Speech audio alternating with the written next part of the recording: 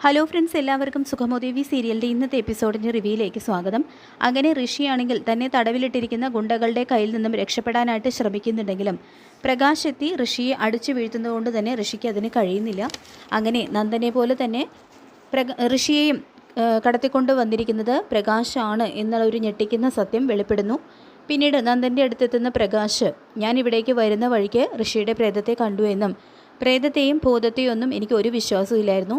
പക്ഷേ ഇന്നിപ്പോൾ ഋഷിയുടെ ആത്മാവിനെ നേരിട്ട് കണ്ടതോടുകൂടി എൻ്റെ ആ വിശ്വാസമൊക്കെ തെറ്റായിരുന്നു എന്ന് മനസ്സിലായി എന്നെല്ലാം പറഞ്ഞുകൊണ്ട് നന്ദനെ ഭയപ്പെടുത്തുന്നു. തൻ്റെ കൈകൊണ്ട് തന്നെയാണ് ഋഷി മരിച്ചിരിക്കുന്നത് എന്നറിയാവുന്ന നന്ദനാണെങ്കിൽ അത് കേട്ട് വല്ലാതെ ഭയപ്പെടുകയും ചെയ്യുന്നുണ്ട്. പ്രകാശനും അത് തന്നെയാണ് വേണ്ടത്. ഋഷിയെയും നന്ദനെയും തടവിലിട്ട് വലിയൊരു ഗെയിം തന്നെയാണ് അതിൽ അയാൾ ഇതിനകം പ്ലാൻ ചെയ്തിരിക്കുന്നത്.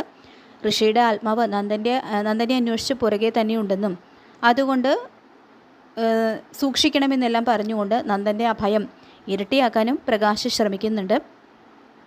ഋഷിയെ എങ്ങനെ അറിയാമെന്ന് നന്ദൻ ഇതേ സമയം സംശയത്തോടെ ചോദിക്കുമ്പോൾ ഋഷിയുടേത് വലിയ കോളിളക്കം സൃഷ്ടിച്ച ഒരു കേസായിരുന്നതുകൊണ്ട് തന്നെ പത്രത്തിലും ടി വിയിലൊക്കെ വാർത്ത വന്നിരുന്നല്ലോ, അങ്ങനെ അറിയാമെന്ന് പ്രകാശ് പറയുന്നു. ഏതായാലും പ്രകാശിൻ്റെ ആ തന്ത്രം നന്ദൻ്റെ മുന്നിൽ ഏൽക്കുകയാണ് ചെയ്യുന്നത്. പിന്നീട് പ്രഭാവതി വിളിച്ചു പറഞ്ഞ കാര്യങ്ങൾ മുഴുവൻ രാധിക ദേവികയെ അറിയിക്കുന്നു.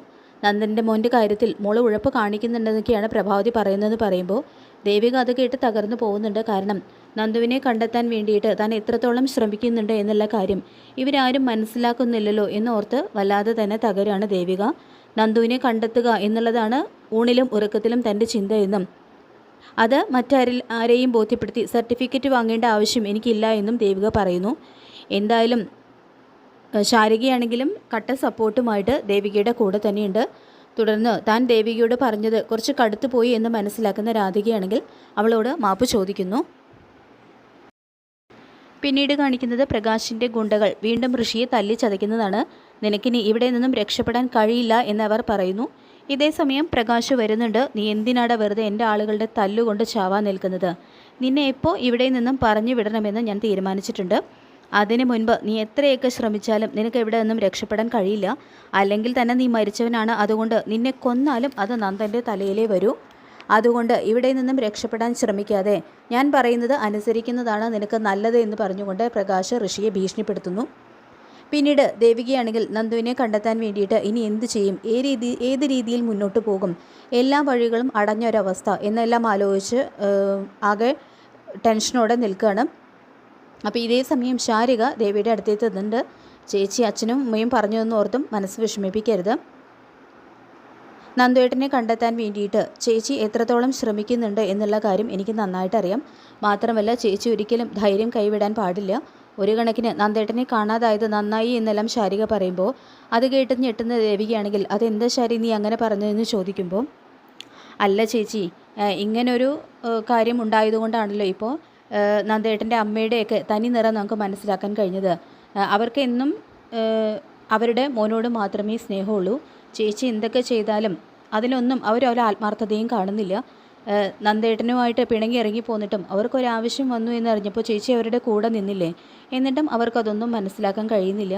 ചേച്ചി കേസിൻ്റെ കാര്യത്തിൽ ഉഴപ്പുന്നു എന്നൊക്കെയാണ് പറഞ്ഞാണ് അവർ കുറ്റപ്പെടുത്തുന്നത്. മാത്രമല്ല എല്ലാം കലങ്ങി തെളിഞ്ഞ് ചേച്ചിയുടെ മനസ്സാണെങ്കിലും മാറാൻ തുടങ്ങുമായിരുന്നില്ലേ? ഇനിയെങ്കിലും ചേച്ചി കാര്യങ്ങളൊക്കെ കുറച്ചുകൂടി ബോൾഡായിട്ട് കാണാൻ നോക്കണം എന്നെല്ലാം പറഞ്ഞുകൊണ്ട് ധൈര്യം കൊടുക്കുന്നുണ്ട് കേട്ടോ ശാരിക.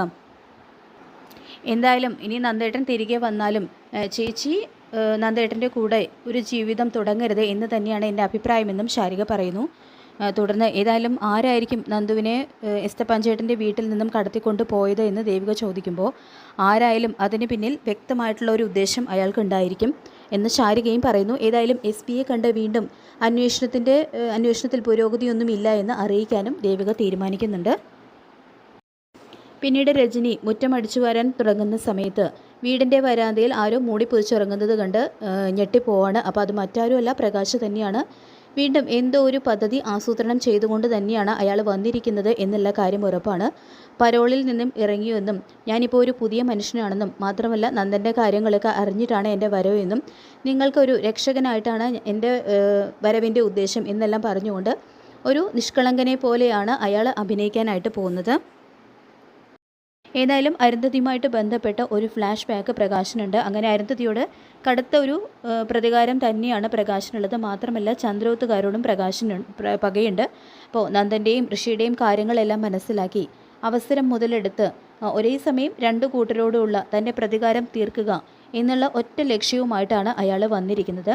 ഇനി അയാൾ ആരെയാണ് ഇതിനു വേണ്ടിയിട്ട് കൂട്ടുപിടിച്ചിരിക്കുന്നത് എന്നുള്ള ഒരു രഹസ്യം മാത്രമേ വെളിച്ചത്ത് വരാനുള്ളൂ. ആദ്യമൊക്കെ പ്രകാശ് പറയുന്നത് ദേവികയും മുരളിയും ഗിരീഷും ഒക്കെ വിശ്വസിച്ചാൽ കൂടിയും വൈകാതെ തന്നെ നന്ദൻ്റെ തിരോധാനത്തിന് പിന്നിൽ പ്രകാശിൻ്റെ കൈകളാണ്, പ്രകാശിന് വ്യക്തമായിട്ടുള്ള എന്തോ ഒരു ലക്ഷ്യമുണ്ട് എന്നുള്ള കാര്യം അവർ ഉടനെ തന്നെ തിരിച്ചറിയും. മാത്രമല്ല ഹരിസാറും അവർക്ക് എല്ലാ പിന്തുണയും നൽകിക്കൊണ്ട് കൂടെ തന്നെയുണ്ട്. അദ്ദേഹമാണ് ഋഷി മരിച്ചിട്ടില്ല എന്നുള്ളൊരു സംശയം നേരത്തെ തന്നെ കണ്ടുപിടിച്ചത്. അതുകൊണ്ട് തന്നെ പ്രകാശിനെ ചുറ്റിപ്പറ്റി എന്തോ ഒരു ഗൂഢലക്ഷ്യമുണ്ട് എന്നുള്ള കാര്യവും ഹരിസാറ് മനസ്സിലാക്കാൻ തന്നെയാണ് സാധ്യത. അപ്പോൾ നമുക്ക് കാത്തിരിക്കാം വരാൻ പോകുന്ന എപ്പിസോഡുകൾക്കായിട്ട്. ഈ റിവ്യൂ ഇഷ്ടപ്പെട്ടെങ്കിൽ ലൈക്ക് ചെയ്യുക, ചാനൽ കൂടി ഒന്ന് സബ്സ്ക്രൈബ് ചെയ്ത് സപ്പോർട്ട് ചെയ്യുക. താങ്ക്